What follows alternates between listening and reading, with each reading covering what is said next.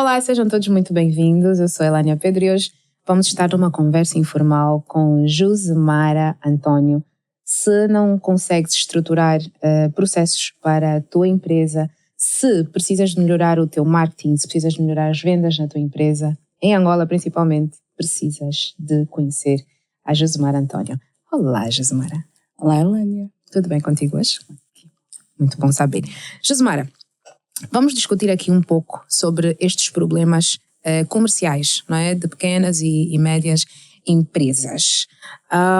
Fala-nos um pouco sobre esses principais problemas, principalmente para pequenas e médias empresas, não é? Que elas enfrentam hoje em Angola por não terem processos estruturados, processos internos. Olha, acho que começávamos pelo facto de que, daquela estatística que eu acho que é de conhecimento público, que até onde sei, 70% ou mais de 70% das empresas em Angola que começam morrem no primeiro ano de operação. Certo.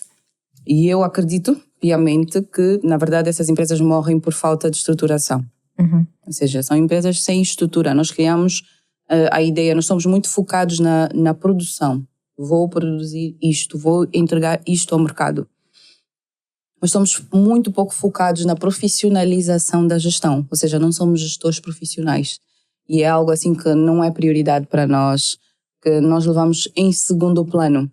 Então as pessoas fazem investimentos grandiosíssimos em Angola, os gestores, os empresários fazem investimentos muito grandes para terem uma empresa sem essa gestão estruturada, e ela se baseia muito na falta de processos. Ou seja, é impossível fazer essa estrutura se concomitantemente você não tiver os processos estruturados. Então eu acho que os principais problemas da morte das empresas em Angola, eles começam e têm a ver com a falta de estrutura. Essa estrutura passa muitas vezes pela departamentização, ou seja, a criação de departamentos, a criação de responsabilidades destes departamentos, destas pessoas que estão lá naqueles departamentos. E para além das responsabilidades, falta responsabilização. O que é que acontece quando as responsabilidades dessas pessoas não são cumpridas efetivamente? Ninguém sabe o que deve fazer efetivamente. Ninguém sabe o que deve fazer efetivamente porque as coisas não estão desenhadas. E o empresário ou o gestor espera daquela equipa que eles saibam o que fazer, porque supostamente estão treinados, porque supostamente estão formados naquela especialidade, só que as pessoas ou as empresas organizadas não funcionam assim. Empresas que crescem não funcionam assim. Então, por vezes, nós temos empresas a crescerem em termos de vendas, começam a crescer em termos de vendas, mas se a gestão não se profissionaliza, a empresa começa a morrer pela criação de vários gargalos em consequência disso. Por quê? Porque depois fica o gestor subcarregado, e depois temos as equipas desmotivadas, e depois temos falta de comprometimento e outros temas que vão surgindo por falta desta criação da estrutura. Ok. É um cenário bem preocupante. Então, dirias que a falta de processos comerciais, impacta diretamente não só nas vendas, mas também na cultura organizacional? Sim. Eu acredito que a cultura não é nada mais, nada menos do que comportamentos que são definidos por certas réguas. Ou seja, vamos imaginar um contabilista. Como é que se comporta um contabilista na empresa A e como é que se comporta o mesmo contabilista na empresa B? Muitas das vezes isso está sob a gestão dessa empresa, mas na maior parte das vezes está entregue à própria sorte. Sim. As empresas organizadas, tu és um contabilista, mas o teu comportamento e a tua atuação é guiado por regras.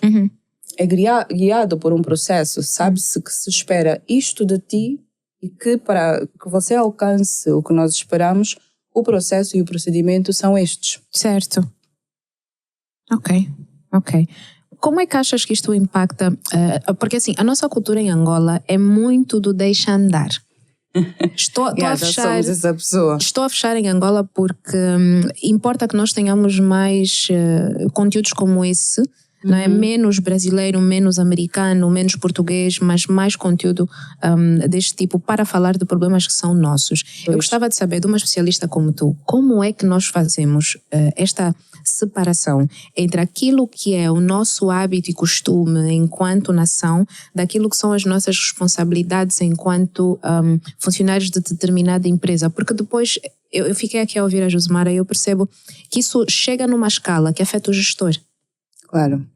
Como é que achas que é possível fazer esta separação? Bem, a cultura basicamente é estruturada por 3 aspectos que são muito bem trabalhados em empresas grandes e organizadas, que é a missão, a visão e os valores. Ok. Depois de criar a missão, visão e valores, é necessário estruturar as equipas. As equipas funcionam sobre estes 3 elementos, que são a nossa missão, a nossa visão e os nossos valores, mas dentro dessas equipas existem as responsabilidades. Ou seja, nós esperamos isto desta equipa. Entretanto, nas responsabilidades existe a responsabilização. Então estamos a falar de um africano que vem e angolano que vem dessa cultura do deixa andar. Exato. Sim, temos a cultura do deixa andar. Entretanto, somos pessoas adultas. Sim. E também, obviamente, aqui a responsabilidade não passa só pelo trabalhador, também passa um bocadinho pelo gestor. Eu acredito que muito da produtividade das empresas passa pelo processo de seleção. Sim. Processo de seleção, processo de onboarding, que é tal chamado de processo de familiarização. Como é que é feito isso? Primeiro é contratar com muito cuidado. Há uma frase em inglês que até diz para contratar lento e despedir rápido. Então nós devemos ter muito cuidado, muita cautela na hora de contratar as pessoas para conseguirmos o perfil correto para estar debaixo dos valores que essa empresa prega. Ok. Depois de bem contratada a pessoa, quando estão definidas as responsabilidades, ela sabe quais são as suas responsabilidades dentro daquela equipa. Entretanto, muitas empresas fazem bem até aí, até a parte das responsabilidades, até te dizerem, Ellen, tu aqui dentro desta empresa deves fazer isto. Assim. O que não fazem bem é a responsabilização e a premiação. Porque é muito importante que existam rotinas de gestão diárias, semanais e mensais que tanto corrijam quem tem uma atuação errada, como bonifiquem quem tem atuações boas. Os bons exemplos são para serem premiados. Sim. Aqueles que não são os bons exemplos são para serem ou punidos ou corrigidos ou acabar mesmo com o contrato em alguns casos. O grande tema é que o gestor angolano ou o empresário angolano gera a empresa com o coração. Não comente. Okay. O que eu tenho principalmente empresárias, mulheres gestoras de empresas, que, e muitas delas têm um emprego fixo. Ela trabalha e no emprego fixo dela, no 7/12, 7 por 5, no 7 por 5 dela é uma profissional de excelência. Mas no seu próprio negócio, quando ela sabe que tem que aplicar mais ou menos os mesmos conceitos e princípios de alguma forma, ela não consegue porque gera aquela empresa com o coração. E quando é para admitir, não consegue admitir. Quando é para admitir, não consegue admitir. Quando é para investir, tem medo de tomar riscos. Percebe? Quando é para investir em capacitação, não dá importância a isso. Então são pessoas que gerem muito no emocional e pouco no racional, no numérico. Muito no emocional e pouco no racional. Na opinião da Josemara, então podemos assumir que a mulher empresária angolana gera a empresa com muito mais coração do que o homem angolano gera? Bem, primeiro tem as questões que já são questões muito da natureza das pessoas, né? Mulheres e homens têm atuações diferentes. O que nós precisamos aqui de ter, independentemente se são mulheres ou homens, e não queremos aqui levantar polêmicas, é uma gestão profissional. O que eu estou aqui a dizer é que quando são mulheres, a tendência é esta questão do emocional ser maior, até pela própria natureza, de forma geral, tirando os casos específicos. Os homens são mais racionais e as mulheres são mais emocionais. Mas se temos uma mulher com uma empresa que não tem essa estrutura organizacional, não está tudo organizado, dito, ela se torna ali dentro o que chama apaga-fogos. Sabes o que é um apaga-fogos? Não, gostava que nos expligasses. Bem, as empresas dos apaga-fogos são aquelas empresas que tudo é urgente. Certeza que vão haver muitas pessoas que se vão identificar com essa parte. Existem algumas empresas em que não existe planificação. Eu ia chegar nesse ponto. Exatamente. Sabe-se que queremos aumentar vendas, mas não se sabe exatamente quanto. Não se sabe exatamente o que é que diariamente, o que é que eu tenho que fazer no período da manhã e no período da tarde para conseguirmos aumentar o tanto de vendas que queremos. São as empresas em que o gestor é a única pessoa que responde a tudo, ninguém faz nada sem questionar aquela pessoa. Sim. Então ela está constantemente a atender telefonemas, está constantemente a ver situações urgentes, porque não existe essa gestão que é feita com planos. A quantidade de empresas que existem e que atuam nesse sistema, e até empresas grandes em Angola, existem empresas pequenas, médias e grandes, que funcionam exatamente assim. Tudo é urgente, tudo é para hoje. Por quê? Porque o que deveria ter sido feito em janeiro não foi feito, e quando surgir uma situação nós temos todos que trabalhar para a correção. Nós nunca trabalhamos na manutenção, nós nunca trabalhamos na prevenção, nós trabalhamos sempre na correção. Então as empresas em Angola, na maior parte das vezes, vão ter planos de ações corretivas, mas não têm planos estratégicos. Sim, eu trabalho numa das maiores empresas do país e muitas vezes eu trabalho com planeamento operacional e compras desde 2015.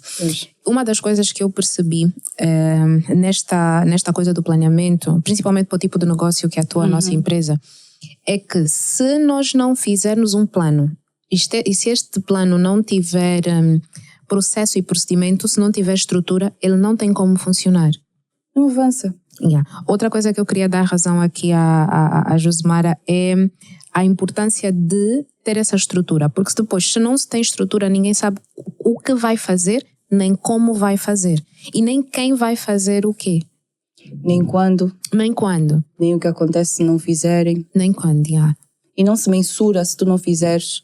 Ou seja, tu tens uma pessoa a pagar salário, a quantidade de empresas médias, pequenas, tipo hotéis, vamos imaginar, armazéns a grosso, salões de beleza, empresas de vários ramos, porque a maior parte das empresas em Angola são destes tamanhos. Têm pessoas, pagam pessoas, ou seja, têm salários para pagar a pessoa para ficar no Facebook e Instagram.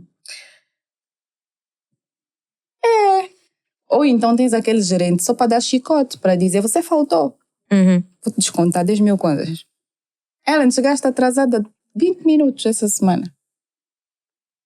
Descontar no final do mês. Mas isso é uma realidade nossa.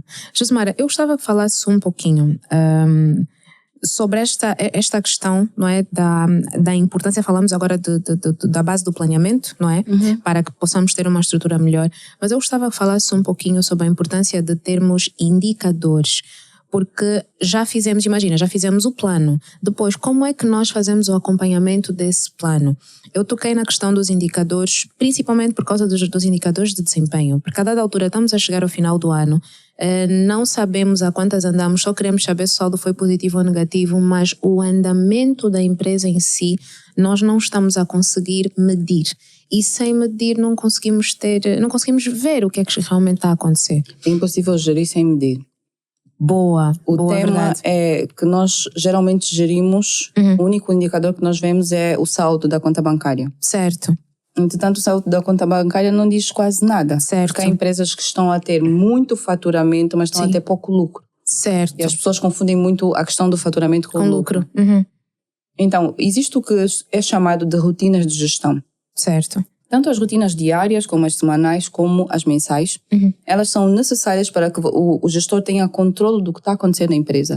Certo. E são rotinas básicas, aquele briefing matinal para reforçar quais são os nossos valores, quais são os comportamentos, o que é que deu certo ontem, o que é que deu errado ontem que nós precisamos corrigir, seja diário, seja semanal.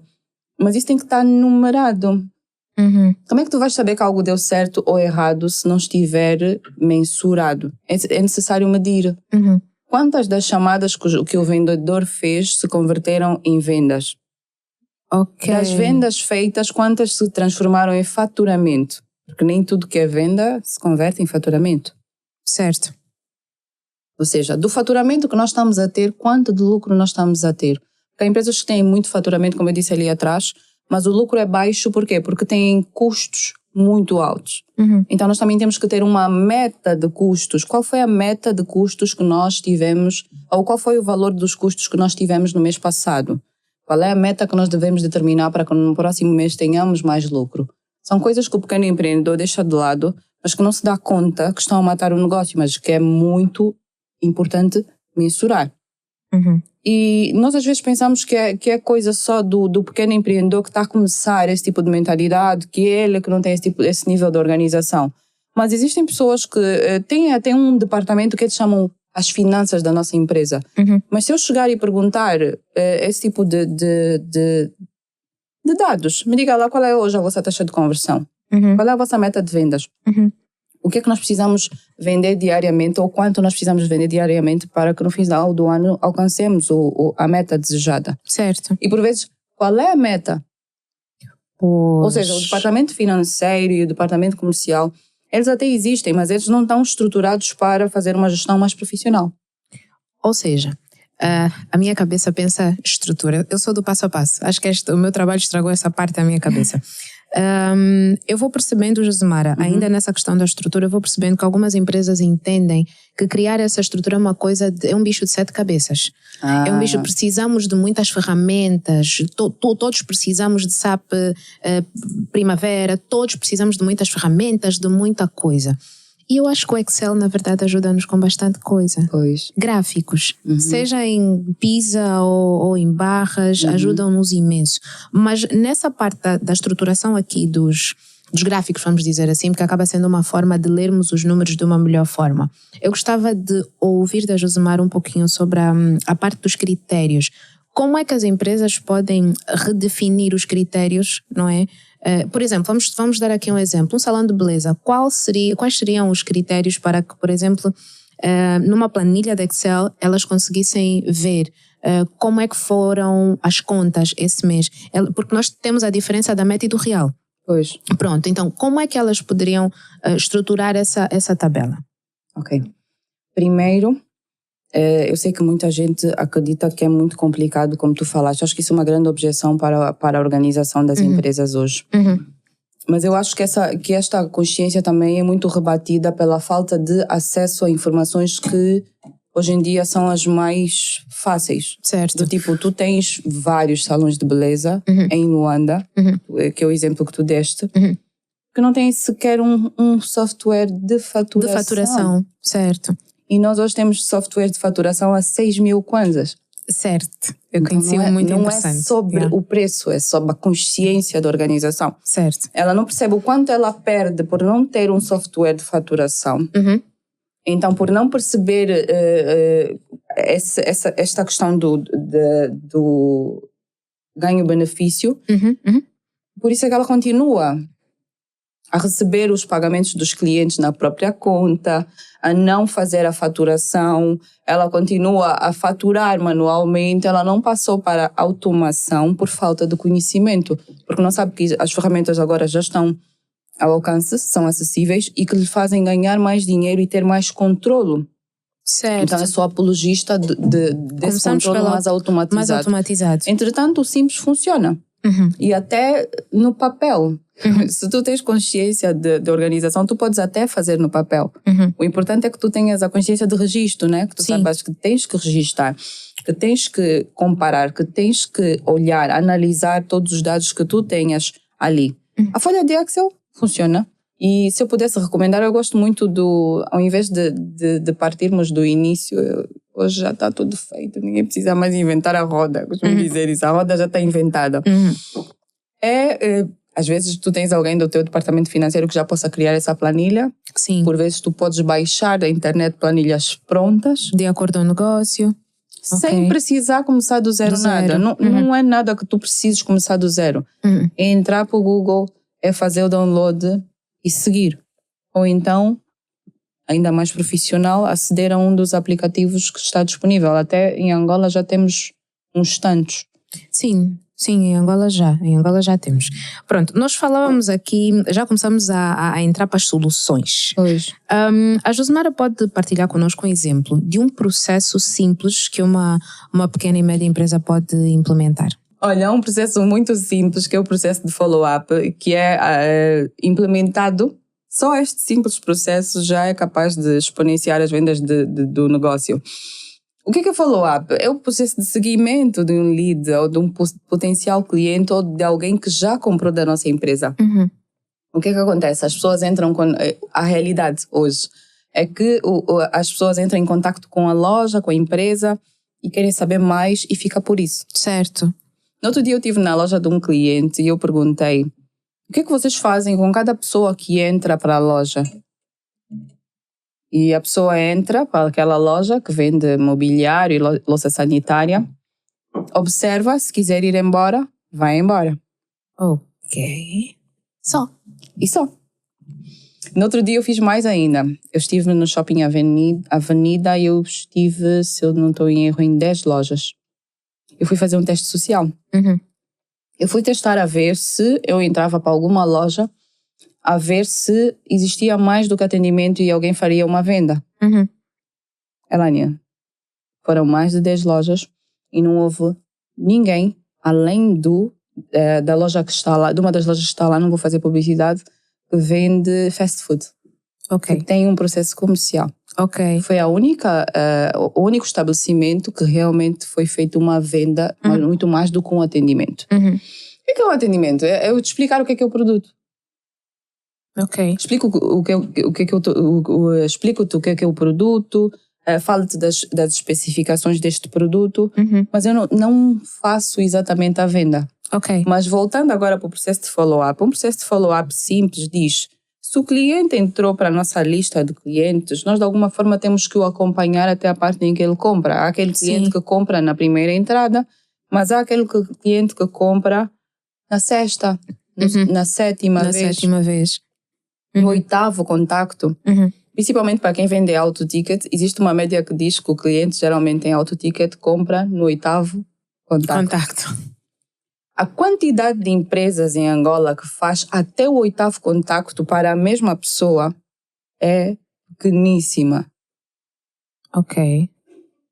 Tu consegues te lembrar de uma empresa que te liga muitas vezes, mas tu ainda não compraste? Consigo. Mas deve ser a de água. Sim, porque e agora que tocamos nisso, sim, vou percebendo que eles realmente têm este processo estruturado. Eles fazem follow-up. Eles fazem follow-up. Se calhar, e falamos aqui e muito bem sobre a questão da cultura, talvez por cultura nossa, não das empresas, mas cultura nossa, nós achamos que fazer este follow-up significa que estamos a ser um pouco mais chatos com o cliente e meio que estamos a incomodar a pessoa. Pois. Como é que a Josemara acha que podemos fazer essa quebra? Porque eu acho que essa parte pode ser mentalidade só. A parte do vendedor pensar assim? Sim, do vendedor pensar assim. O jogo da venda eu costumo chamar que é o jogo do não. A venda é o jogo do não.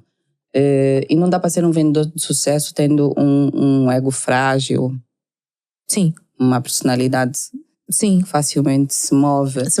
É necessário criar uma certa mentalidade e perceber as estruturas, mas o mais importante ainda é perceber os números. Ok. E quando tu percebes a percentagem de pessoas, em média, que todos os vendedores que fazem a venda realmente compram, tu tens noção de como é mais fácil ou mais difícil vender aquilo que estás a vender. Por exemplo, se tu vendes comida, tu sabes que a probabilidade de várias pessoas que tu fazes uma venda a comprar é muito grande. É muito grande. Por quê? Um bem de necessidade básica. É pirâmide, é base. Exatamente. É um bem de necessidade básica. Mas se tu vendes um produto com um ticket mais alto e que o processo de decisão é feito com muito mais elementos do que simplesmente decidir comprar uma água na lojinha ao lado, tu sabes que o processo de venda vai ser muito mais difícil. Certo. Então, o que precisa se fazer aqui também é termos a consciência de que o vendedor precisa de treinamento. Certo. E nós, a Global, nós funcionamos tanto no ramo da consultoria como no ramo do treinamento. A nossa função é justamente essa. Primeiro, trabalhar na mentalidade deste vendedor. Certo. E a mentalidade passa muito por perceber os números. Sim. perceber os números, mas também trabalhar, um ponto muito importante, trabalhamos com os gestores para que estes vendedores não estejam só motivados pela cultura da empresa, mas que também estejam motivados pelos ganhos financeiros. Certo. Que é um grande erro que acontece em muitas empresas, o empresário quer que a empresa fature mais, quer que aqueles vendedores tenham um maior desempenho, um melhor desempenho. Mas, Ellen, o que acontece na maior parte das vezes é que quando você lhe apresenta uma proposta de um pacote remuneratório mais win-win, eles fazem resistência. Ainda acho que, de novo, cultura. É como se a empresa estivesse a oferecer ao trabalhador, não é? Mais do que ele merece. Exatamente. Isto é mau. Então, se a tua empresa tem a cultura do crescimento, se a tua empresa é muito orientada para o comercial, tu tens que perceber que quanto mais a pessoa te traz, mais ela deve ganhar. Sim, win-win. Tu não podes ter alguém que corre 20 km a ganhar o mesmo de quem corre 1 km. É justo, é certo. Pois não pode ser assim. Porque senão daqui a pouco quem corre 20 km começa a correr 5. E voltamos para o ponto que falamos no princípio aqui da nossa conversa, que é estes são pontos ou são situações que geram desmotivação. E às vezes o gestor depois não percebe o porquê que a coisa efetivamente não está a acontecer, mas o trabalhador está a ver que ele está a esforçar-se, até o dinheiro está a entrar para a empresa, mas a empresa está a ganhar, ele não. Pois. Ok. Então, um processo muito simples que eu recomendava aqui e que poderá aumentar as suas vendas é criar um processo de follow-up. Dizer quando é que nós contactamos as pessoas, por exemplo, qual é a nossa taxa de resposta. Você entrou em contacto connosco. Há empresas que têm taxa de resposta tremendamente rápidas e principalmente para quem faz compras em empresas lá fora ou na internet, às vezes tu fizeste a compra agora. Sim, existem os processos automatizados, mas existem aquelas empresas que depois de 1 hora ou menos de 1 hora está alguém a ligar para ti, Dona Ellen. Ok. Bom dia. Percebemos que teve aqui interesse em adquirir o nosso produto, entretanto não terminou a compra. Gostava de saber se aconteceu alguma coisa. Lembrei-me agora de uma empresa que por acaso é estrangeira e eles usam muito o WhatsApp para isso. Eu não imagino quantos clientes eles devem ter em Angola, mas fazendo aqui uma análise rápida, sim, em Angola não. Em Angola não me lembro disso ter acontecido, mas como empresa estrangeira sim, e eles trabalham muito mais para o lado da educação e é rápido, tu estás no site e passam alguns minutos e tu percebes porque eles pedem o contacto e aqui podemos aplicar o processo de follow-up que a Josemara deu o exemplo, não é? Aí com a planilha e tal, eles como têm este controle, têm o contacto da pessoa para algumas situações, têm o endereço, têm o nome, têm a rede social, então por algum meio essas empresas conseguem entrar em contacto com esse potencial cliente. Para esta empresa, por exemplo, eu sou uma cliente que ainda não comprei, mas eu quero comprar com eles. Então que eu já decidi, quando for comprar, vou comprar com eles, porque eles me passaram esta segurança. Um processo de follow-up ajuda as empresas a não perderem oportunidades. Certo. Tu és uma oportunidade para essa empresa e se eles continuarem a fazer o follow-up, vai chegar um momento em que eles conseguem empurrar-te no funil deles e tu vais riscar o cartão.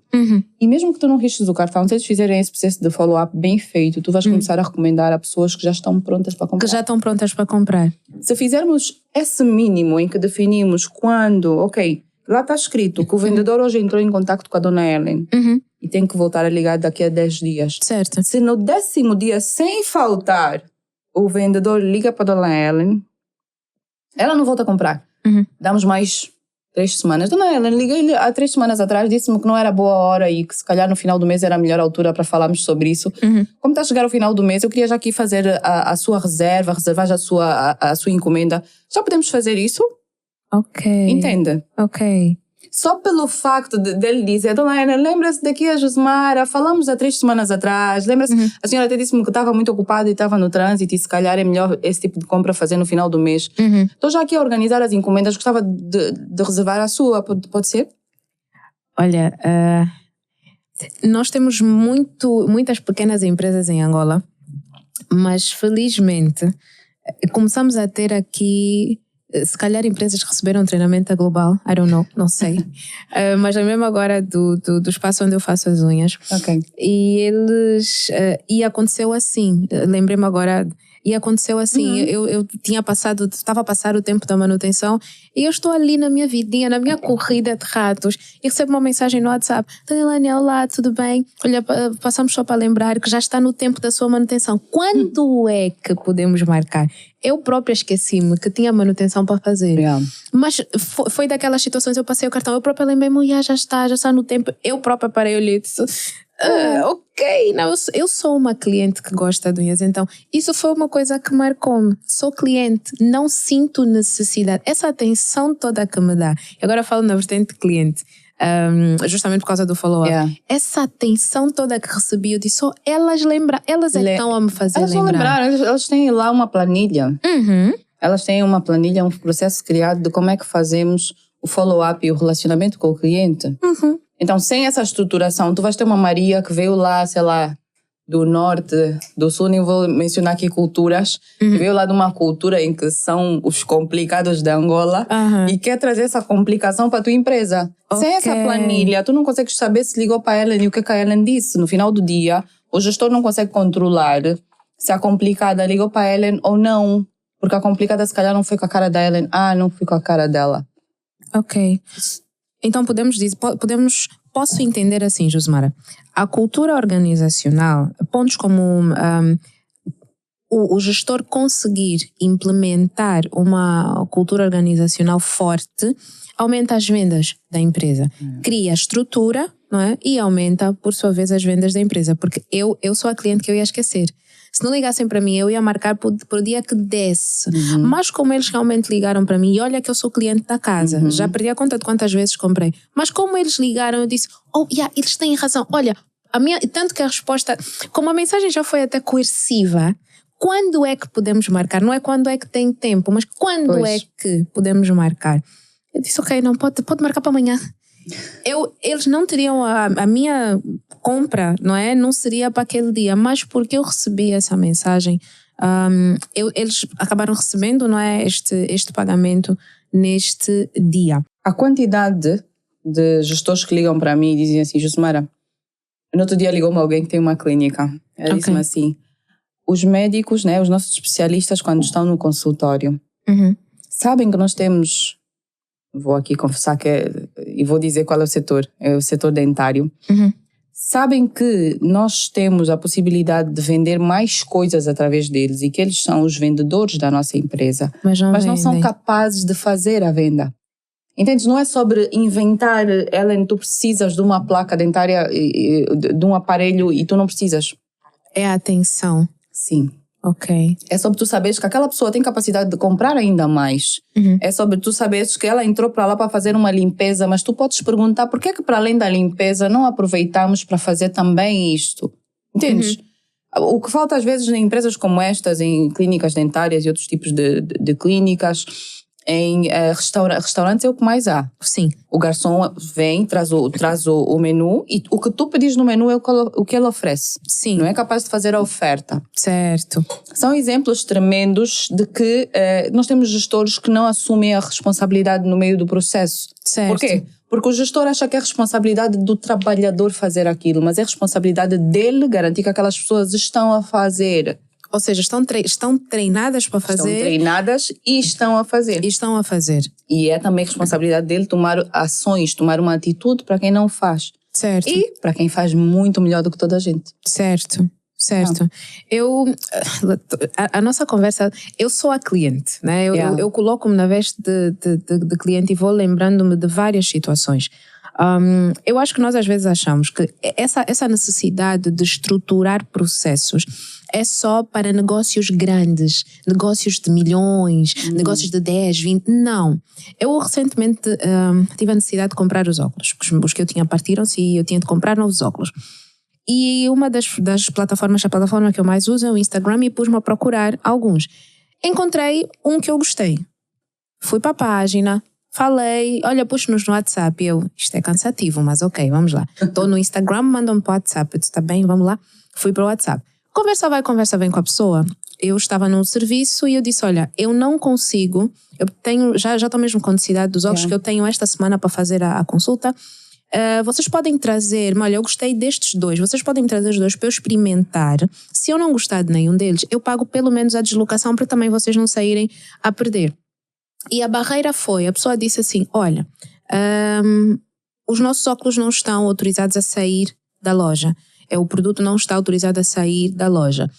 E eu expliquei a situação, eu disse, olha, eu estou na empresa X, é uma empresa conhecida, eu estou localizável, a minha página no Instagram eu, Elânia, sou uma pessoa pública. Se eu for roubar os vossos óculos, vocês podem estender-me nas redes sociais. Então, eu senti que eu não tive ali a atenção, se calhar a sensibilidade, entendo o processo da empresa, mas eu não senti exatamente a sensibilidade. Não, eu não entendo o processo dessa empresa. Mas, e olha o que é que aconteceu. Aqueles óculos eram mais caros. Encontrei uma outra página, porque a verdade é que há muitas. E fui super bem atendida. Primeiro é que a moça atendeu-me super bem. A partir do Instagram, Dona, eu pode deixar... Ok, quais são os óculos que vai querer? Eu disse, olha, podem trazer-me esses 3. Eu vou escolher mesmo aqui no serviço. Novamente, se eu não gostar de nenhum, eu pago a deslocação para vocês também não perderem a viagem. Josemara, quando ela foi ter comigo, ela trouxe-me uns 6. Ela trouxe os que eu pedi. Exatamente. Trouxe mais. Exatamente. E ela disse, olha, eu estive a ver a sua página, acho que não é muito de cor, então eu trouxe este que pediu, que é um pouco mais rosado, mas temos aqui uns pretos, trouxe cor d'água. Eu fiquei assim a olhar para a moça. Eu disse, ok. E um deles é o que eu queria. Eu gastei menos com essa pessoa, mas me tornei cliente dela. Aquela outra, até bloqueei já também. Sabe, se me perguntasses por onde começas, Josemara, na hora de começar a estruturar o processo, melhor o processo dessa empresa que perdeu a oportunidade de comprar os óculos. Porque eu não consigo recomendar. Principalmente, desculpa cortar, Josemara, principalmente porque o meu núcleo de pessoas passa o dia no serviço. Então, se tem um problema com os óculos, eu não posso indicar essa página porque eu sei que eles não vão conseguir trazer para a Josemara, que está o dia todo no serviço. Okay. Então, esta loja eu não consigo indicar. Para as minhas pessoas, para o meu nicho, para o meu núcleo, eu não consigo indicar. Já essa outra, eu sei que ela tem essa disponibilidade e eu, Elânia, não vou me sentir comprometida, não vou me comprometer, porque eu sei que ela vai entregar, vai trazer os óculos todos que a Josemara quer ver. E vai resolver o problema. A Josemara só escolhe, pagou e acabou. E o problema fica resolvido. Bom, se me perguntasses por onde é que nós começamos na hora de resolver esse tema e começar a tratar do processo de empresas, que são a maioria das empresas, infelizmente, em Angola. Sim. Nós geralmente começamos por um diagnóstico. Ok. Auscultação? Sim. A auscultação é tipo uma consulta médica. Sim. Nós fazemos uma série de perguntas para exatamente identificar gargalos como este. Ok. Para perceber aonde é que essa empresa está a perder vendas. Okay? Onde é que estão os gargalos no processo. Certo. Nós identificamos os gargalos, vemos se o gargalo está na gestão, se está nas equipas ou se está no processo, ou ainda na distribuição. Na distribuição, okay? Certo. Não, errei. Vemos se o gargalo está na gestão, vemos se o gargalo está nas equipas, se está no produto ou na distribuição do produto. Porque há empresas que têm problemas de gestão. Sim. Não tem controle financeiro, não tem controle de pessoas, não tem, o gestor é uma pessoa que não gosta de pessoas, que está ali só para ser o cão de guarda. Tem problemas de gestão, não tem rotinas de gestão, não tem nada organizado. Certo.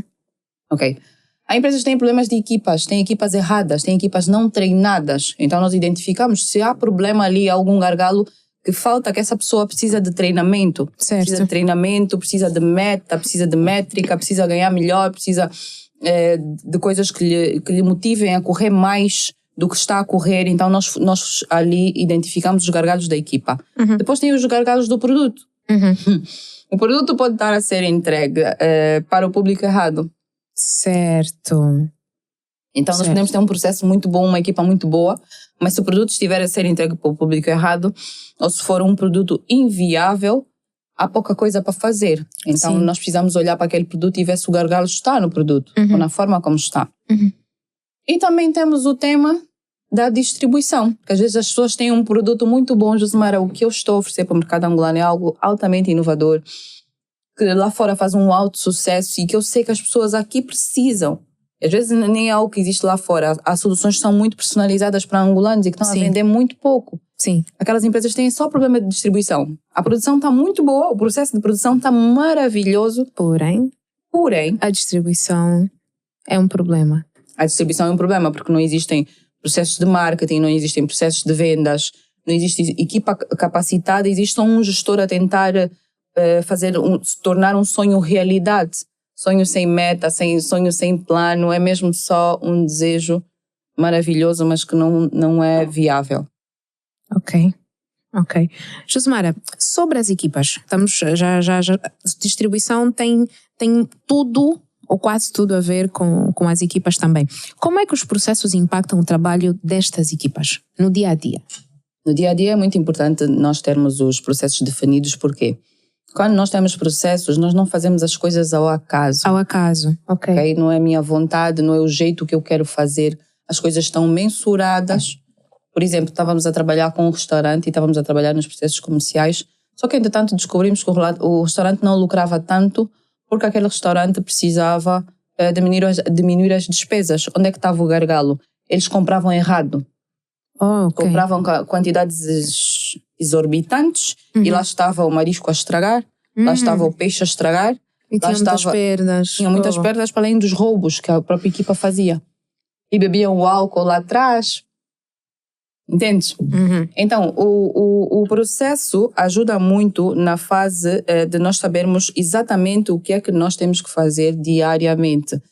E esses processos não podem ser montados só na área comercial. É necessário termos uma visão holística para que, desde a aquisição das matérias-primas, tudo esteja organizado para que quando chegar ao vendedor seja o produto ideal, seja da forma como esperamos. Sim. Porque de nada vale nós termos um vendedor muito bom se o produto não é o que é esperado. Sim. Vou-te dar um exemplo. Não vou mencionar também, há uma empresa de real estate que está a fazer um sucesso tremendo por um simples motivo. Em Angola. Esta empresa está a esterilizar a casa antes da pessoa entrar. É uma empresa que funciona em Airbnb. Ok. Está a esterilizar e a documentar a esterilização da casa. Ou seja, está a fazer um básico. Ok. O básico bem feito. O básico bem feito. Então, quando o vendedor vai vender esse produto, ou seja se o vendedor é a plataforma Airbnb, ou se é um intermediário qualquer, é muito fácil. São 2 frases e aquele vídeo. Mas é 2 frases e o vídeo. Ok. Entende? Então, por vezes, o tema das vendas não está só nas vendas. Pode estar antes delas. Ok. Ok. Josemara, nós falamos aqui dos problemas, não é? Os problemas que acabam sendo resultado desta falta de estruturação para estas empresas. Pois. Falamos de algumas soluções, no entanto, eu sei que tu tens aqui uma solução muito boa para quem quer resolver estes problemas. Podes falar-me um pouquinho mais sobre o desafio de eficiência comercial? Bom, Ellen, nós criamos um produto que eu considero que está ao alcance de qualquer um. A ideia é poder estar em várias empresas ao mesmo tempo. Como sabes, eu tenho trabalhado um bocadinho mais no off. Sim. Entretanto, decidi novamente desafiar-me a desafiar os empreendedores. Já estávamos 4 semanas juntos, 4 semanas inteiras, de domingo a domingo. Certo. E estas 4 semanas servirão nada mais, nada menos do que para estruturar processos comerciais claros. Ou seja, esse gestor que está meio perdido e tem muitos objetivos, muitos sonhos, muitos quereres, mas no meio, e eu sei como eles se sentem, eu sei que é cansativo. E esse cansaço, na verdade, está a ser tão grande para estes gestores, para estes donos de empresas, Ellen, que chega a afetar as famílias. Isso é verdade. Casamentos a acabarem, pessoas a entrarem em processos de burnout e outros tipos de transtornos. Temos famílias que dependem dessa renda, que estão meses sem salário porque a empresa não está a faturar o que podia estar a faturar. Certo. E temos outros temas de autoestima, de aceitação social e outros temas que esta pessoa que está ali à frente do negócio está a ter, porque aquilo que era para ser algo bom está-se a tornar um pesadelo. Um pesadelo, verdade. Eu tive um homem que disse-me assim, Josemara, essas vendas têm que aumentar porque senão o meu casamento vai acabar. E é neste nível. Nível. É esse nível de gravidade. É nesse nível de gravidade, parece brincadeira, mas ele disse-me assim, com essas palavras. Eu perguntei, por que o teu casamento vai acabar? porque eu me dedico dia e noite para isso dar certo. Não consigo mais dar atenção aos meus filhos, à minha mulher, por causa desse negócio. Mas, e pior, é alguém que tinha largado o emprego. Uau! Em Angola parece que é um dos países mais difíceis para tu chegares na família e dizer, olha, saí do emprego. O fixo. Yeah. Então, o desafio da eficiência comercial foi criado para gestores e donos de empresa que estão cansados deste ritmo que não leva a lado nenhum. Nem chove, nem molha e quase nada acontece. A empresa até fatura, mas não do jeito que gostariam. Certo. Para estes gestores que sentem que precisam de uma gestão mais profissional, mais organizada e que obviamente também precisam do ambiente que lhes meta a fazer isso. Porque uma coisa é o que eu já sei, né? Eu já trago como know-how. Outra coisa é a visão de outra pessoa. Certo. Essa é uma frase que eu mais ouço nas consultorias, eu até já sabia sobre isso, mas sabe, uma visão de fora é sempre uma visão de fora. Ter uma visão, um olhar de fora sobre aquilo que tu estás a fazer é de um tremendo valor.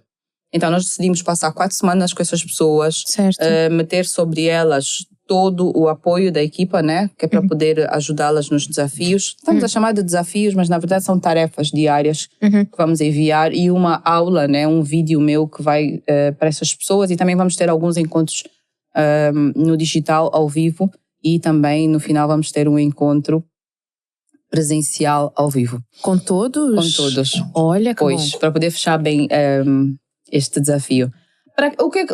Qual é como é que eu estou a desafiar esses gestores?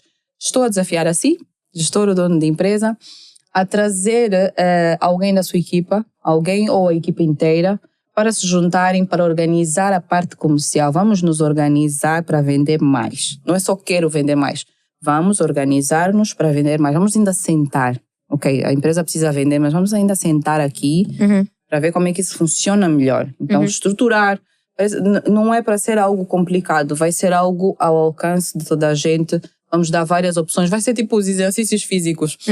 Para quem é nível iniciante, né? Quando chamam. Se é iniciante, vamos dar as soluções mais simples. Se é alguém mais avançado, vamos dar soluções mais ajustadas a cada nível das pessoas. E esperamos no final que eles se dediquem e vão, né? Quem se dedicar vai alcançar. Porque eu costumo falar, é bem numérico. Se tu estás a ir em direção à estrada de Viana, tu vais dar em Viana. Sim. Se estás aí pelo lado do Benfica, tu vais ter que dar muitos de voltas para chegar a Viana. Isso é como tudo, é numérico. Ok. Como é que esses gestores podem inscrever as suas empresas, as suas equipas? Como é que eles podem fazer para participar deste desafio de eficiência comercial? Muito simples. Não vai entrar toda a gente, como é óbvio. Nós queremos uma turma ou um grupo equilibrado. Certo. Não queremos que haja desajustamento ou desalinhamento entre o grupo que nós estamos a juntar. Então, antes de lhes ser concedido o acesso ao desafio, será feito um diagnóstico. Ok. Vamos identificar se os gargalos que essa empresa tem, se o nível que essa empresa está, é o nível esperado para aqueles que nós queremos dentro deste desafio. Se for, claramente a minha equipa, você vai receber depois um telefonema da minha equipa a dizer que sim. Como aceder? Simples. É só clicar ou no link aqui abaixo, ou no link da minha bio, ou noutros materiais que possam ter nesse exato momento a falar sobre o desafio. Ok, Josemar, uma coisa importante ainda sobre o desafio. Não existe um nicho específico, um tipo de negócio específico. O que vai ser filtrado é o nível destas empresas. Certo. O que vai ser filtrado é o momento dessas empresas. O momento, não o nível, sim. O momento que a empresa está a vender. Okay. Não, ou seja, não é sobre... vamos ter limites de faturamento? Vamos ter limites de faturamento, sim. Ok. Para garantir que estamos a falar para as mesmas pessoas. Certo. Vamos ter limites de faturamento, também vamos ter o nível em termos de organização. Organização. Em que momento você está na organização? Microempresas precisam de organização. Sim. Empresas pequenas e médias precisam de profissionalização da gestão. Ou seja, precisam de gestão mais profissional. Ok. E as empresas grandes precisam de melhoria da eficiência. Sim. Concordo. Yeah. Então são necessidades diferentes. Nós não podemos ter uma empresa micro a se comportar como uma empresa grande. Okay. Então, por elas terem necessidades diferentes, o que nós queremos é entregar necessidades específicas para este tipo de empresa, que são as empresas pequenas e médias. Okay. O que várias pessoas não sabem e às vezes confundimos o que é uma micro, o que é uma pequena e uma média empresa. As pessoas têm uma microempresa e pensam que têm uma pequena empresa. Uhum. O que o Ministério das Finanças define é que uma microempresa, né, é aquela que tem até 10 trabalhadores e ou tem um faturamento bruto anual não superior a 250 mil dólares. Ok. Ou seja, até 250 mil dólares ou até 10 trabalhadores é uma microempresa. Sim. Estamos? Ok. E as pequenas empresas são aquelas que têm de 10 até 100 trabalhadores ou um faturamento que está na ordem dos 250 mil ou inferior a 3 milhões de dólares. Ok. Pequenas empresas, até 3 milhões de dólares. Esse faturamento é anual? Faturamento anual. Ok. Pois. Depois nós temos as empresas, as médias empresas. E as médias empresas são aquelas que têm de 100 a 200 trabalhadores e ou uma faturação de 3 a 10 milhões de dólares. Ok. Ou seja... Depois disso teremos as grandes. Ou seja, tu podes ou ter a quantidade de trabalhadores que o Ministério considera que tu estás naquela tranche, naquele nível, ou tu podes ter o faturamento. Então, o que nós temos às vezes é alguém que pensa que tem uma empresa média e tem uma empresa que fatura 30 milhões de kwanzas por mês e, na verdade, aquela é uma pequena empresa. Certo. Sim, isto está aí uma coisa bastante importante. Eu gostei muito da Josemara ter tocado nesse ponto, porque precisamos fazer esta diferenciação de micros, o que é que efetivamente são microempresas, pequenas empresas, médias empresas. Esse é o problema dos CEOs. Sim, CEOs... CEO dele mesmo. CEO dele mesmo.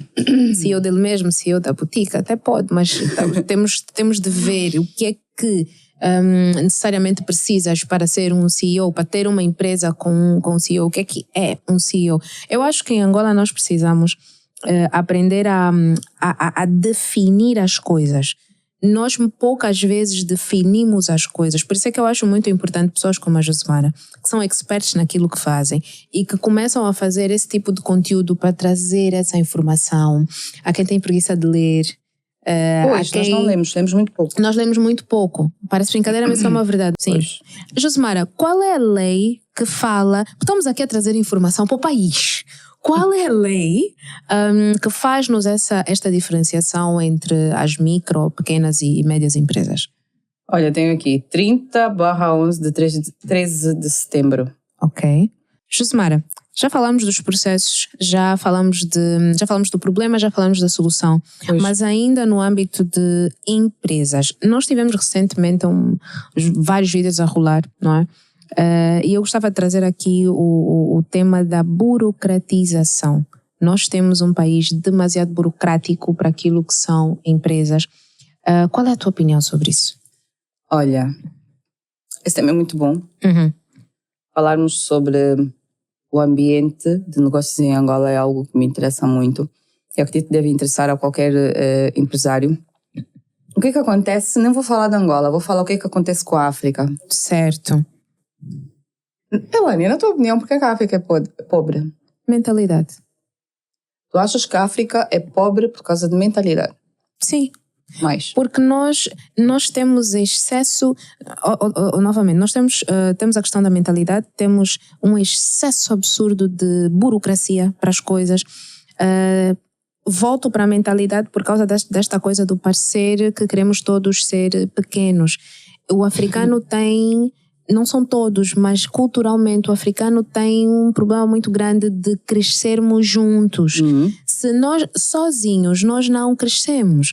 Por isso é que nós vemos outras culturas, principalmente os judeus, entre outros, eles têm facilidade em crescer, porque eles não crescem sozinhos, eles crescem em comunidade. E eles criam estrutura para crescer em comunidade. Então, tu vês isso desde os bancos, desde as políticas. Eles acabam crescendo rápido porque crescem dessa forma. Eles têm essa base estruturada. Ok. Eu sou da opinião que a África é pobre por ser excessivamente regulamentada. Outro ponto muito importante. Matam os negócios. Que as sociedades, elas se desenvolvem pelas soluções criadas pelos empreendedores. Pelos empreendedores, certo. As sociedades não crescem por causa de soluções criadas pelos Estados. Não é da responsabilidade do Estado. Do Estado. Certo. Não é um movimento que o Estado cria. Certo. Claramente o que o Estado cria são as políticas para permitir que isso aconteça. Mas eu acredito que a África está do jeito que está porque é simplesmente o continente mais regulado. Aqui existe regulação para tudo. Para tudo. Existe rigidez em tudo. Então, até o empreendedor que podia criar uma solução por causa da mentalidade destes empreendedores tem dificuldade de se estabelecer e se manter no mercado por causa do excesso de regulamentação. Certo, concordo. Então, o excesso de regulamentação em África, vou generalizar o problema, tem matado as nossas empresas, tem nos deixado pobres, tem impedido que o governo obtenha esta ajuda do empreendedor para crescer a sociedade. Certo. O que acontece em países em que tem um crescimento exponencial, e eu gosto muito de estudar a história, como é que chama? Geopolítica. Pois, eu gosto muito de estudar geopolítica. E o que eu tenho aprendido sobre isto é que esse crescimento econômico dá-se quando o país decide finalmente baixar as barreiras da regulamentação e permite que os negócios se desenvolvam. Achas que é o que acontece nos Emirados Árabes Unidos? Claramente. O que aconteceu nos Emirados Árabes Unidos e o fenómeno que está a acontecer agora na Singapura é claramente o mesmo fenómeno. É a criação de condições para que, ao invés de apertarmos a vida do empresário, ao invés de esperarmos que ele pague mais, que ele se esforce mais para devolver ao Estado aquilo que está a ganhar, nós percebemos que o jogo está no aumento do consumo. Nós devemos aumentar o consumo. Ou seja, ao invés de termos a empresa a pagar duramente impostos, a ter extremas dificuldades para abrir uma empresa, para movimentar o seu dinheiro de dentro para fora da Angola ou vice-versa, ou para fazer as suas operações normais de aquisição de matéria-prima e outras, o que nós precisamos aqui perceber é que o jogo, o pulo do gato está em fazer com que essa empresa tenha a capacidade ou a possibilidade de fazer com que a sociedade consuma cada vez mais. Para que ela cresça. Quem paga o imposto? É o consumo. Sim. Quanto mais os cidadãos tiverem capacidade de consumir, mais o Estado recebe, mais o Estado coleta. Sim, e sem capacidade de consumo não há crescimento. Exatamente. E como é que aumenta essa capacidade de consumo? Através dos empregos. Certo. Ou seja, são essas empresas que dão empregos. Nós não podemos esperar do Estado que o Estado resolva a questão dos empregos. Certo. As pessoas estão desempregadas, o nível de desemprego é cada vez maior. Quem tem que criar os empregos são as pessoas, através dessas micro, pequenas empresas e médias empresas. Essas iniciativas. Através do autoemprego. Do autoemprego. Mas eu tenho que encontrar um ambiente em que seja um ambiente que me permita crescer. Sim. E nós não temos isso. Infelizmente. Ainda é bem difícil. Ainda é um tema muito difícil, mas o que eu acho é que nós precisamos começar a abrir espaço para refletir em relação a isso. Precisamos começar a refletir em grupo, enquanto empresários, começar a debater melhor, a se calhar mostrar o custo-benefício, porque as coisas do jeito que estão a prejudicar a toda a gente. Exatamente, a toda a gente. Talvez por isso, especificamente, estávamos a falar da África, mas vou voltar para Angola. Talvez por isso em Angola nós tenhamos chegado no nível, não é, que chegamos hoje, em que nós passamos por qualquer rua, em qualquer zona da cidade e nós percebemos o nível baixo de pobreza que a nossa população está. Eu paro para me perguntar se existe esta vontade de efetivamente ouvir os empreendedores, ouvir aquelas pessoas que querem trazer soluções, não é, para que estes pequenos problemas que não são só daquelas pessoas que estão ali naquela situação, acabam sendo problemas para todos nós, porque a dada altura estamos como o Brasil. Temos uma disparidade horrível, muito grande, em termos de níveis sociais. E começamos a viver problemas que como nação não vivemos antes, mas começamos a viver agora. Então, eu paro para me perguntar se existe esta vontade de ouvir os empreendedores. Na tua opinião, o que é que enquanto empreendedores poderíamos fazer não é? O que é que o setor de empreendedorismo em Angola podia fazer como iniciativa, se calhar, para que nós começássemos, ainda que de forma pequena, começássemos a dar solução a este tipo de problemas, porque afeta-nos a todos. Ótimo. A primeira coisa que eu acho que nós podíamos fazer é nos organizarmos. Certo. A maior parte dos empresários está ainda desorganizado. Certo. Queremos falar do papel do Estado e de outros agentes, mas precisamos ainda fazer o trabalho de casa. Certo. Fazer o trabalho de casa. No máximo de vendas que você consegue fazer, fazer. Porque as empresas estão a funcionar abaixo daquilo que poderiam funcionar em termos de capacidade comercial, por falta dessa organização. Certo. Então, já se você estiver a fazer bem o trabalho, já consegue empregar mais gente, porque vai ter mais produto para entregar, mais distribuição a fazer, percebe? Certo. Então já está feito o teu trabalho. E a outra coisa que eu acredito que nós possamos começar a fazer é comunicar. Acredito que essa conversa seja muito importante para essa criação de movimentos e acredito que outras conversas que já existam em comunicações de género feitas por angolanos e africanos são muito importantes para trazer essa consciência para o empresário, para a sociedade e até para o próprio Estado, do que nós temos na pele passado. Certo. Certo, porque só nós sabemos o problema, a dor do problema que nós estamos a viver. Pois. E daí ser mais fácil para nós encontrar a solução para sairmos desse problema. O que tem, Ellen, de gente talentosa, com ideias e soluções que poderiam mudarem muito, às vezes não a sociedade inteira, mas a comunidade em que estão inseridos. O que tem de pessoas que estão mal aproveitadas é assustador. É assustador. E não há comunicação. Nós não estamos a comunicar, não estamos a mostrar essas pessoas. Certo. Nós não estamos a mostrar o quão isso está a impactar. O que tem de pessoas que largaram, que desistiram de Angola, isso é o que mais me fere. Que desistiram e saíram do país. O que tem de pessoas que estão na fila do visto. Sim. Na fila do visto. Agora o visto está um bocadinho mais difícil. Está cheio de gente na fila do visto para ir embora. De novo, políticas. Mas nós precisamos reter essas pessoas. Precisamos criar um ambiente que faça e dê vontade de viver em Angola. Eu gosto muito de viver em Angola. Eu sou aquela pessoa que diz que ainda acho que é um dos melhores lugares para empreender hoje. Por quê? Porque qualquer coisa é novidade. Porque o mínimo ou básico que você faça é exponencial.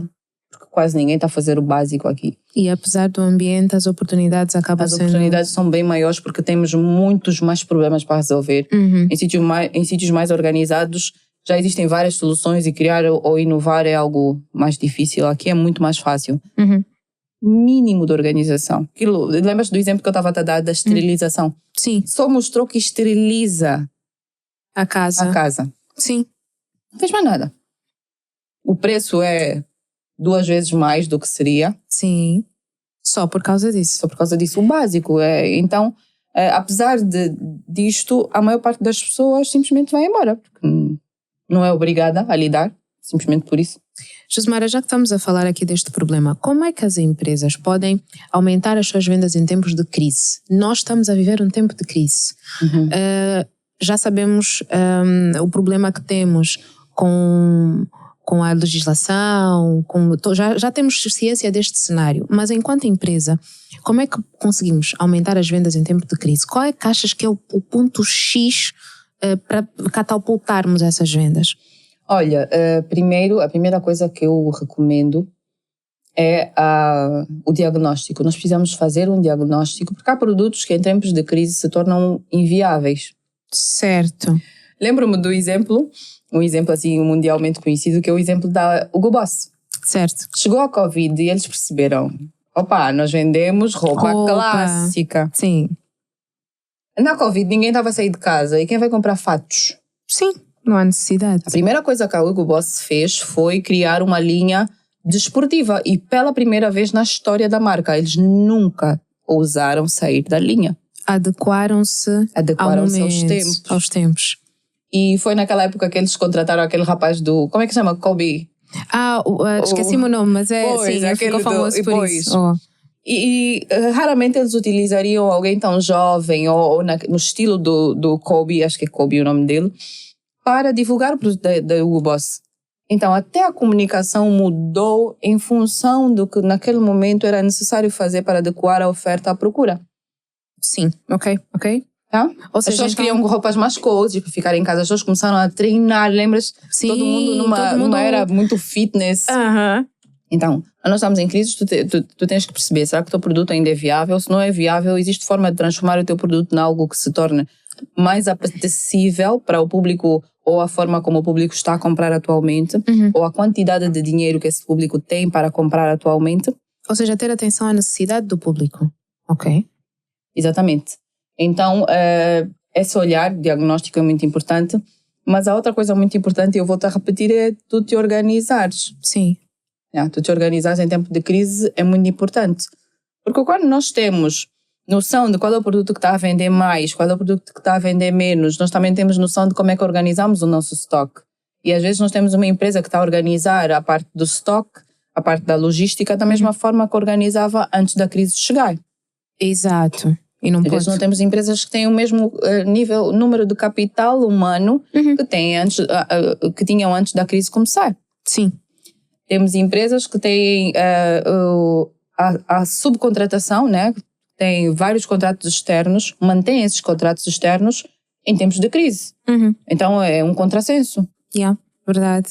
É necessário nós nos organizarmos para olharmos para os números e percebermos quais são os lugares por onde nós estamos a perder dinheiro. Essa análise é muito necessária ser feita em tempos de crise. Ok. Ainda falando do tempo de crise e esta adequação, muitas vezes o que acaba acontecendo é as empresas querem começar a fazer cortes. Boa parte delas quer começar a fazer os cortes, mas algumas acabam desperdiçando os recursos que têm. Por que essas empresas desperdiçam estes recursos, Josemara? Por que achas que elas perdem-se nessa coisa do desperdício? Olha, o desperdício é justamente a falta de organização. Okay. É que não há mensuração, ninguém está a medir e ninguém está a ver que há desperdício. Até se vê que há desperdício, mas ninguém senta-se para calcular o que é que seria necessário. Por exemplo, o que é necessário ou a quantidade necessária de tal produto para que nós não tenhamos perdas? É necessário fazer esse estudo internamente ou procurar pelas melhores práticas e implementar. Que é o que a tua empresa, a Global, acabou fazendo com o exemplo que deste o fornecedor, a empresa, o restaurante, não é? Que vocês depois do diagnóstico chegaram à conclusão que o problema deles era comprar em excesso e eles não compravam certo. Eles compram um marisco fora de Luanda. Okay. E como compram fora de Luanda, tendem a comprar em grandes quantidades. Certo. Só que também tendem a perder uma grande quantidade desse produto porque depois estraga-se. Certo. E eles são conhecidos por servir peixe fresquinho. Percebes? Então, certo. Não funciona. Estamos em crise, mas também estamos a desperdiçar dinheiro, a deixar dinheiro na mesa. Por várias coisas. Obviamente, nessa história da crise, o que eu ia dizer é se tornar comercialmente agressivo, que é uma empresa que percebe que a empresa vive de vendas. E quando nós somos comercialmente agressivos, nós investimos no comercial. Nós percebemos que o comercial é prioridade. A maior parte dos gestores, quando quer cortar despesas da empresa, quando quer cortar custos, começa pelo marketing. Isso não faz sentido. Não faz sentido. Do tipo, queremos ganhar mais dinheiro, temos que apertar os cintos, vamos cortar o marketing. Pois. Isso não faz sentido. Não faz sentido. Não faz sentido algum. Então, quando o gestor tem uma mentalidade de comercial, ele entende que precisa investir no comercial, precisa se capacitar, precisa ver de onde é que está a perder oportunidades, precisa verificar se a engrenagem funciona como deveria, precisa identificar mercados novos, precisa ter essa noção de que é o comercial que vai fazer sobreviver a tua empresa. Certo. E o comercial em Angola, o nosso mercado às vezes é um pouco injusto com o comercial. Minha visão. Como? Eu acho que às vezes o nosso mercado é um pouco injusto com o comercial porque olha para o comercial não com o devido valor, não com a devida grandeza que é o trabalho dele. Não é apenas sobre vender, é reter o cliente, essa maestria deste jogo de reter a pessoa, de ter ali, de criar esta ligação entre a empresa e o cliente. O comercial acaba sendo o intermediário. E eu vejo em algumas empresas que muitas vezes os comerciais não têm esse reconhecimento. É a pessoa, é o front office e só front office. O comercial ganha menos do que o RH. Sim. O comercial ganha menos do que o contabilista. Sim. Entendes? O vendedor tem que ganhar bem. Sim. Para que ele também, voltando a um dos pontos que falamos no princípio, para que ele também esteja motivado. Porque ele está a trazer esse dinheiro para a empresa. E obviamente ele tem consciência que não é o dinheiro dele, vem daí o salário dele. Mas se calhar políticas de bónus para comerciais era muito bom. E era bom. Na verdade, tu falaste agora que não é o dinheiro dele. O comercial agressivo, o gestor comercial agressivo percebe que tem que transformar os vendedores ou tem que criar nos vendedores uma cultura de que quando eles trabalham, estão a trabalhar por dinheiro deles. Por dinheiro deles. Boa. Porque quando eu penso que estou a trabalhar por dinheiro do patrão ou da empresa, eu não me esforço tanto quando eu sei que... Sim. Principalmente porque se eu fizer o mínimo, o meu salário está garantido e é só isto e acabou. Pois. Okay. Então, tu tens a dona da empresa a comprar o último grito da Toyota. Pois. E aquele vendedor ou aquela trabalhadora que melhor faz o trabalho dela continua no Cupapata a sair de cidade para Viana dia sim, dia também. E tem meta para cumprir, tem hora para chegar. Que brincadeira é essa? Tem todas as obrigações aí, mas efetivamente recompensas como é que a empresa cresce? Não equivalem. Como é que ela vai fazer as coisas com qualidade? Certo. Como é que ela vai guardar bem os utensílios, vai cuidar daquele que é o material da empresa? Como é que tu esperas que aquela rapariga performe bem? Verdade. Olha, está aí pontos extremamente necessários que empresas às vezes não prestam atenção e precisam de serviços como os da Global para fazer esse diagnóstico. Porque, Josemara, por que eu estou a tocar neste ponto? E se não te disse, deixa-me dizer que é das coisas que eu gosto na tua empresa. Vocês olham efetivamente para aquilo que é a empresa. Vocês personalizaram o vosso serviço e por isso é que acho que era muito importante. Senhores gestores, foquem em mim, senhores gestores. Vocês estão a perder dinheiro. Por favor, contatem a senhora. Entrem para o desafio. Eu achei bem interessante esta proposta do desafio de eficiência comercial, porque nós temos muita gente que está só fechada em conteúdos Google, conteúdos YouTube, mas são conteúdos generalizados. Sem aplicação na prática. E no dia a dia tu não sabes o que fazer. A maior parte dos cursos realmente é isso. O que nós estamos aqui a nos propor é hoje, por exemplo, você vai organizar a sua primeira rotina de gestão. Vamos fazer plano de ação na prática. Exatamente. Vamos fazer hoje a sua primeira rotina de gestão. Hoje você vai aplicar isso. A definir a meta dessas pessoas, vamos fazer assim. Certo. Hoje você vai definir quem são os responsáveis da sua equipa. Olha, isso é um grande erro que existe nas empresas. O que mais existe aqui são empresas que existe o gerente e as pessoas. Sim. E o que é que acontece? Por não existirem rotinas intermédias, não existirem responsáveis intermédios ou lideranças intermédias, não tem como aquele gestor conseguir ter o controle daquela equipa. Certo. Porque as pessoas têm perfis diferentes. Yeah. Eu costumo dizer que as pessoas têm perfil de ovelha. A pessoa que foi feita para seguir o pastor e a pessoa que foi feita para ser pastor. Tu tens que identificar dentro da tua equipa quem é que tem capacidade e perfil de pastor e colocá-lo a pastorar. Porque senão, no final do dia, aquele gerente, ou vamos chamar de diretor-geral, se torna só o apaga-fogos que nós falamos no início. E não consegue controlar. Então, vamos, ao máximo que nós pudermos, criar uma estrutura piramidal. Com rotinas, com lideranças intermédias. Josemara, como é que eu... o que é que eu... Enquanto empresa, enquanto gestora de uma empresa, como é que eu posso garantir vendas consistentes na minha empresa? Bom, essa pergunta é muito boa. Eu gosto muito desta pergunta.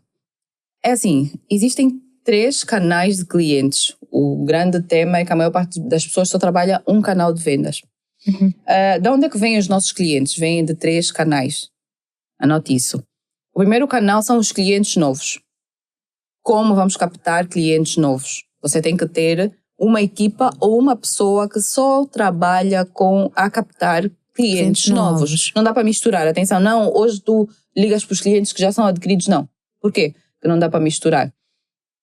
A abordagem é diferente. Sim. Ok. O perfil daquelas pessoas tem que ser diferente. Ok. Tá? Depois, para além dos clientes novos, existe o segundo canal que se chama o canal dos clientes, que é o cliente de recompra. Ou seja, já comprei de ti, vou comprar mais uma vez. Tem que existir uma equipa que só trabalha a recompra. Certo. Ok? E tem que existir uma equipa que trabalha a recuperação de oportunidades perdidas. Que aqui está o ouro. Certo. Que só trabalha aquele que se interessou e não comprou. Só. Os perfis dessas pessoas são perfis diferentes porque o primeiro perfil do cliente novo tem que ser uma pessoa com sangue no olho, tem que ser aquela pessoa que está muito motivada, que tem um ego no lugar, autoestima no lugar, que seja uma pessoa que tenha uma expressão cativante, que tenha na maior parte das vezes, uma imagem boa. Para quê? Porque vai ser a primeira cara para o cliente. Ok? Na recompra, que são o relacionamento com o cliente já adquirido, nós temos que ter alguém que seja aquela pessoa que é de boa, aquela pessoa relacional. O primeiro nem precisa ser alguém que se relaciona muito bem com as pessoas, só precisa ser aquele que um pouco mais ativo. Motivado, ativo. O segundo tem que ser aquele galera, tá vendo aquele cara, galera? Dona Josemara, como está? Quem é aquela pessoa? Então, tivemos a ver, eu estou conversando, olha, temos um novo produto.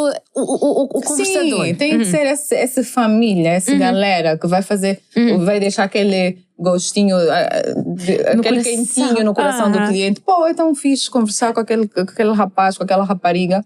Ok, essa equipa tem que ter esse perfil.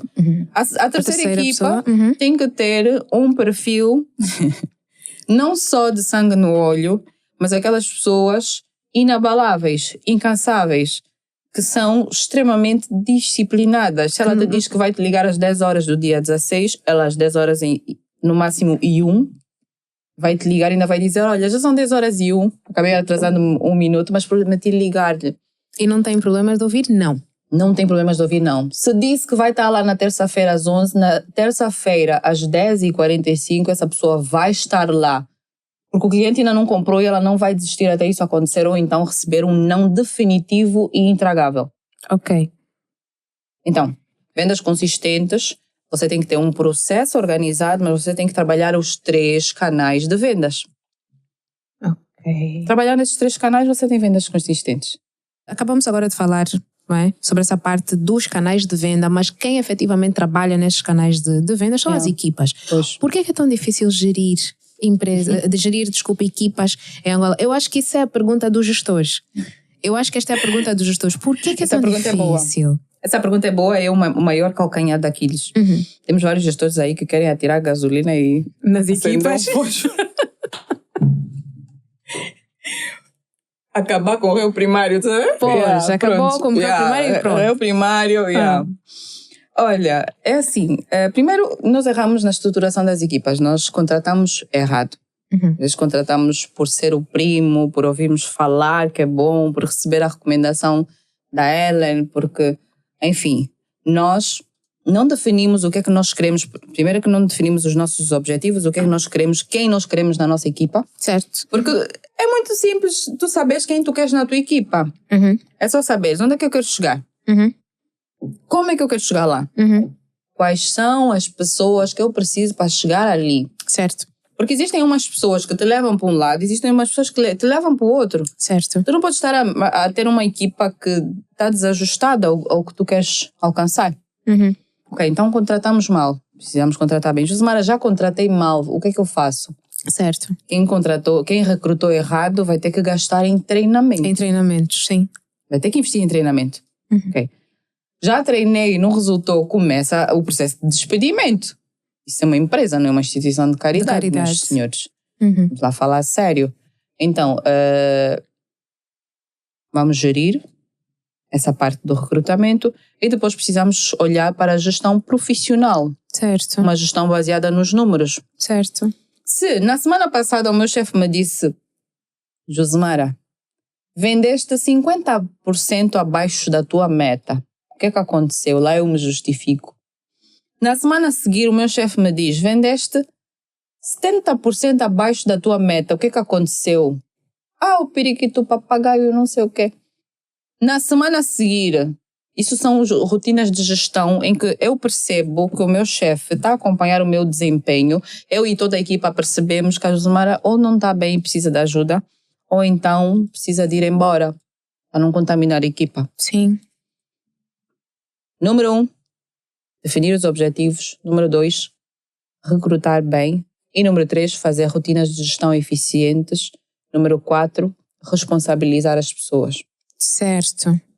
Essa seria a minha resposta. E as equipas não entenderem isso como sendo o gestor contra ela, não é? Quando tu definis o teu processo, também é definido o processo de familiarização. Como é que se chama quando onboarding em português? Onboarding. Acho que é familiarização. Né? Quando é definido o processo de recrutamento, também tem que ser definido o processo de acolhimento dos novos trabalhadores. Uhum. Durante o processo de acolhimento é explicado quais são as regras. Sim. Nós aqui no Sul sentamos no chão, comemos com as mãos. Falamos disse. No Norte falamos caro.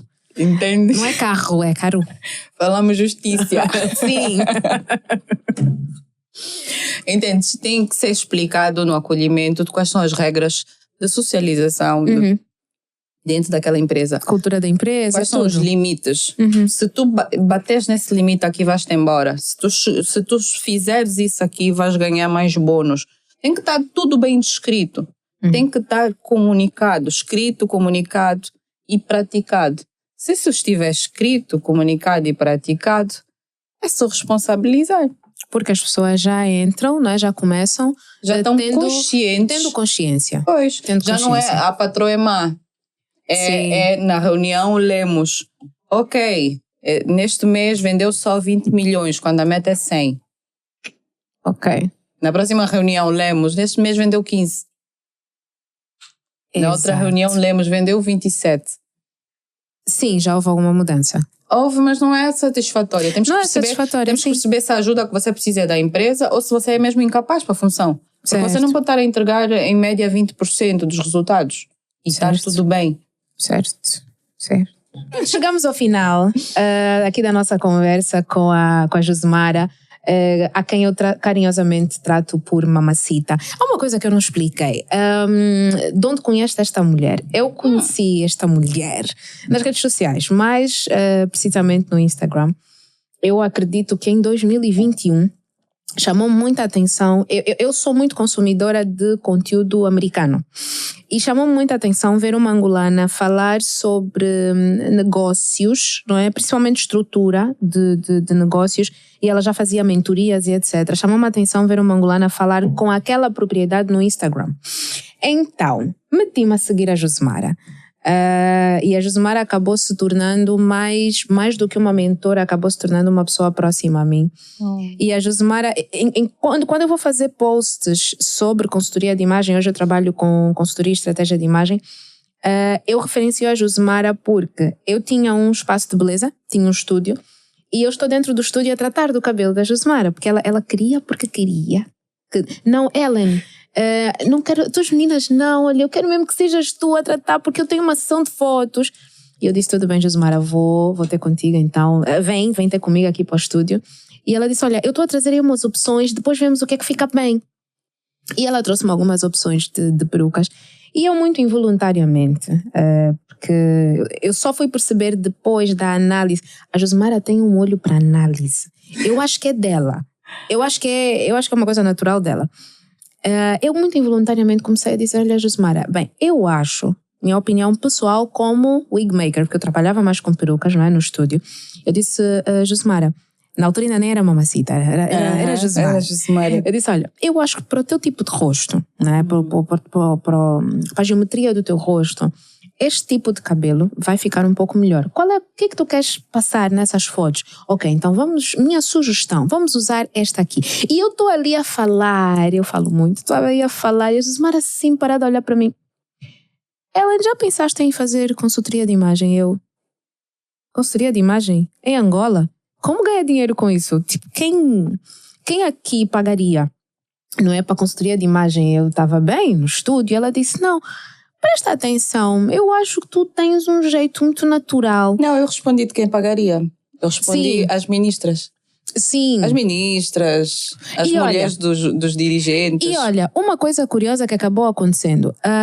Não cheguei às ministras ainda, mas de forma muito natural, eu atraí talvez por causa do meu perfil, eu atraí as mentoras, as gestoras, as administradoras, as chefes de departamento, estas pessoas, eu acabei atraindo essas pessoas. Certo. Então, o que eu quero pontuar aqui, tivemos uma conversa muito interessante sobre essa coisa da estruturação, mas eu gosto de falar também das pessoas por trás das empresas, não é? Hoje a Mamacita tem a Global e eu que vi alguma coisa lá atrás, consigo entender porque é que tiveste facilidade de criar a Global.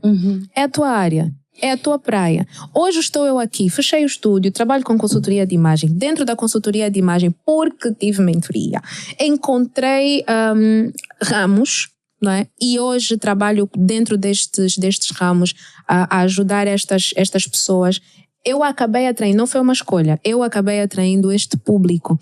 E quando a Josmara até falou-me deste público, eu não pus muita fé, sinceramente, não vi até aí. E daí a importância de nós termos mentores, mentores certos, obviamente, porque tem que estar direcionado. A importância do olhar de fora. O olhar de fora. Eu não tinha esta visão, mas a Josmara foi das pessoas que olhou para mim e disse, Elânia, tu vais atrair isso.